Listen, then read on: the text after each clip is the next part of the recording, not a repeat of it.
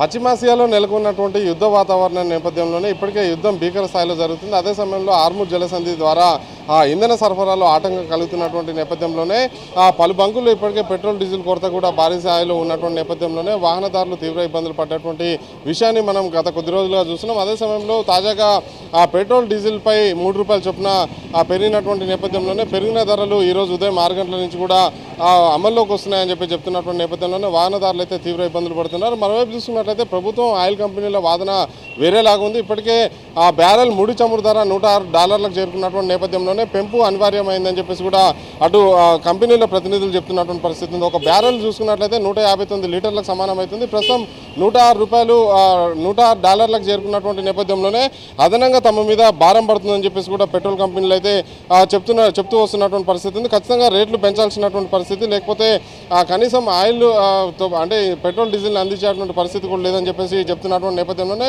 $106 ఒక బ్యారెల్ కంటే ₹10,070 అవుతుంది. అదే సమయంలో చూసుకున్నట్లయితే ప్రస్తుతం చూసుకున్నట్లయితే పెట్రోల్ ధర ₹110 ఉన్నటువంటి నేపథ్యంలోనే ₹17,490 దాన్ని శుద్ధి చేసిన తర్వాత అమ్మాల్సి వస్తుందని చెప్పేసి కూడా వాళ్ళు చెప్తున్నటువంటి వాదన ఉన్నటువంటి పరిస్థితి ఉంది. అయితే ప్రధానంగా చూసుకున్నట్లయితే నల్గొండ జిల్లాలో పెరిగినటువంటి పెట్రోల్ రేట్ల ద్వారా ప్రజల మీద దాదాపు 66 లక్షల భారం నిత్యం పడుతున్నటువంటి పరిస్థితి ఉంది. నల్గొండ ఉమ్మడి జిల్లాలో చూసుకున్నట్లయితే 260 బంకుల ద్వారా ప్రస్తుతం అయితే డీజిల్ వినియోగం ప్రతిరోజు 16,10,000 లీటర్ల వరకు కూడా డీజిల్ వినియోగం ఉంటుంది. అదే సమయంలో పెట్రోల్కి సంబంధించి చూసుకున్నట్లయితే 5,90,000 లీటర్ల పెట్రోల్ వాడకం ఉంటున్నటువంటి నేపథ్యంలోనే డీజిల్పై ₹48 లక్షల భారం పడుతుంది. అదే సమయంలో పెట్రోల్పై 18 లక్షల భారం పడుతున్నటువంటి నేపథ్యంలోనే వాహనదారులు అయితే గగ్గోలు పెడుతున్నారు. ఒకసారి మాట్లాడదాం. చెప్పండి, పెరిగినటువంటి పెట్రోల్ రేట్లని ఎట్లా చూస్తారండి? ఇప్పుడు నిన్న రాష్ట్రంలో వివిధ రాష్ట్రాల్లో ఎన్నికలు ఉన్నాయని చెప్పేసి పెట్రోల్ ధరలు పెంచలే. ఆ రాష్ట్రాలలో ఎన్నికలు అయిపోయినాయి. ఇక పెట్రోల్ ధర మేము అప్పటికే అనుకున్నాం. ఎందుకంటే ఎప్పుడు ఎన్నికలు అయిపోతాయా, ఎప్పుడు ప్రతి రాష్ట్రంలో ఒక ఎన్నిక ఉంటే బాగుండు అనిపిస్తుంది. ఎందుకంటే పెట్రోల్ ధరలు తర్వాత అన్ని ధరలన్నీ కూడా స్థిరంగా ఉంటాయి. కానీ ఇప్పుడు మాత్రం రాష్ట్రాల్లో ఎన్నికలు అయిపోగానే బెంగాల్, పశ్చిమ బెంగాల్, తర్వాత తమిళనాడు, తర్వాత కేరళ, తర్వాత పుదుచ్చేరి, తర్వాత ఈ అస్సాం, ఈ రాష్ట్రాల్లో ఎన్నికలు అయిపోగానే ఈరోజు ఒక 10 రోజులు చూసిరు. ఎమ్మటే వేస్తే జనాలు గగ్గోలు పెడతారని చెప్పేసి ఎన్నికల కోసం ఇవన్నీ స్టంట్గా మారిపోయింది తప్ప ప్రజలకు ఏమాత్రం కూడా మేలు చేసేటువంటి పరిస్థితిలో ఈ కేంద్ర రాష్ట్ర ప్రభుత్వాలు మాత్రం లేవు. గతంలో మనం చూసినాం, సీతక్క కావచ్చు, తర్వాత రేవంత్ రెడ్డి కావచ్చు, పెట్రోల్ ధరలు జీఎస్టీ మేము తగ్గించుకుంటాం, తర్వాత మేము అధికారులకు వస్తే అన్నారు. మరి ఎందుకు తగ్గించుకుంటలేరు? ఇవంతా కూడా పెరిగే పెట్రోల్ డీజిల్ ధరలకు అద్దే లేదు. ఈ యొక్క కేంద్ర రాష్ట్ర ప్రభుత్వాలకు సిగ్గుగాని లేదు. ప్రజల మీద మాత్రం ఏమాత్రం కూడా ప్రేమ లేదు. ఎందుకంటే ఈరోజు చూస్తూ ఉన్నాం, పెట్రోల్ డీజిల్ ధరలతోటే ప్రతి మనిషికి దైనందిన జీవితంలో పెట్రోల్ డీజిల్ చాలా ఎంతో అవసరం.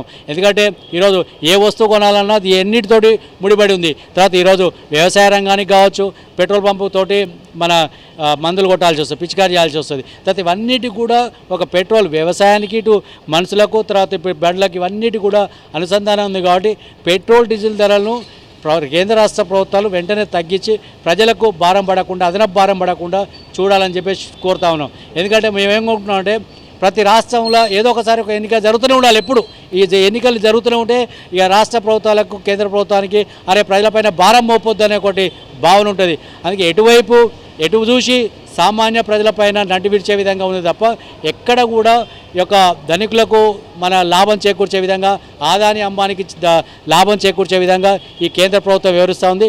కేంద్ర ప్రభుత్వం నరేంద్ర మోడీ గారు మీరు 2 కార్ల తిరుగుడు కాదు, మీరు ఏదో నేను ఆదా చేసుకుంటానంటే కాదు, ప్రజలకు కూడా ఈ యొక్క ధర తగ్గించి ఆదా చేసే విధంగా చూడాలి తప్ప నేనేదో కాన్వాయ్ తగ్గించుకొని 2 బండ్లనే పోతున్నా అని చెప్పేసి అనుకుంటే కాదు. నిన్న ఒకటి చెప్పండి, నిన్న మంత్రులు నల్గొండ జిల్లా పర్యటనకు వచ్చి దాదాపు 59 వెహికల్స్ అధికారిక వాహనాలే ఉన్నాయి. ఏం చెప్తారు? ఇగో పిడికడు ఒడ్లకు కొనేది లేదు, కానీ గుప్పెడు ధనాన్ని మాత్రం వృధా చేశారు ఈ రాష్ట్ర ప్రభుత్వం. మంత్రులు ఇక్కడ సరిపడిన మంత్రులు అని చెప్పేసి పక్క మంత్రులను కూడా తీసుకొచ్చుకోరు. అంటే దౌర్భాగ్య పరిస్థితి ఏముందంటే ప్రజాధనాన్ని లూటీ చేయాలని ఒక చందంగా ఉంది తప్ప ప్రజలకు మేలు చేయాలని చెప్పేసి కేంద్ర రాష్ట్ర ప్రభుత్వాలకు ఏమాత్రం కూడా లేదు. అంటే చెప్పండి, మీరు నిత్యం దైనందిన అంటే ఉపాధిలో భాగంగా ఆటో తోలుకుంటున్నారు కదా, డీజిల్ ధరలు పెరిగినాయి ఏం చెప్తారు? ఈరోజు కిరాయిలు కాగానే జనాలకు ఆటోలో ఫ్రీ బస్ పెట్టిండు. దాంతోపాటు ఇలాంటి రేట్లు పెంచి ఇంధన ఆయిల్ ద్వారా మాకు లాస్ చేయడం తప్పితే కేంద్ర రాష్ట్ర ప్రభుత్వాలు ఎలాంటి లాభాలు చేకూర్చేంత స్థితిలో లేవు. ఇప్పటికే మా పరిస్థితి దౌర్భాగ్యం ఉందని చెప్పి మేము ఫ్రీ బస్సులు అన్నీ తీసేయమని కోరగా 10,000 ఇస్తాం, 5,000 ఇస్తామని చెప్పి రేవంత్ రెడ్డి గారు ఏదో చెప్పారు. అది కూడా ఎలాంటి స్పందన లేదు. ఆల్రెడీ లోకల్ బస్సులు తీసుకొచ్చారు అని చెప్పి నల్గొండలో కూడా లోకల్ బస్సులు వస్తున్నాయని చెప్పేసి అంటారు. అలాంటి దౌర్భాగ్య పరిస్థితిలో మళ్ళీ ఇప్పుడు రేట్లు పెంచడం చాలా దౌర్భాగ్య పరిస్థితి. అంటే మీకు భారమే కదా రేట్లు పెంచడం. భారమే దీనివల్ల ఏం ప్రయోజనం లేదు. ఇప్పటికే గ్యాస్ ధరలు అంటే కమర్షియల్ కావచ్చు, డొమెస్టిక్ సిలిండర్లకు సంబంధించినటువంటి గ్యాస్ రేట్లు పెరిగినటువంటి నేపథ్యంలోనే వినియోగదారులు తీవ్ర ఇబ్బందులు పడుతున్నారు. ఇప్పుడు పెట్రోల్ డీజిల్ రేట్లు కూడా పెరిగినటువంటి నేపథ్యంలోనే అంతిమంగా నిత్యావసర ధరలు కూడా పెరిగేటువంటి అవకాశం ఉందని చెప్పేసి కూడా సామాన్యులు అయితే ఆవేదన వ్యక్తం చేస్తున్నటువంటి పరిస్థితి ఉంది.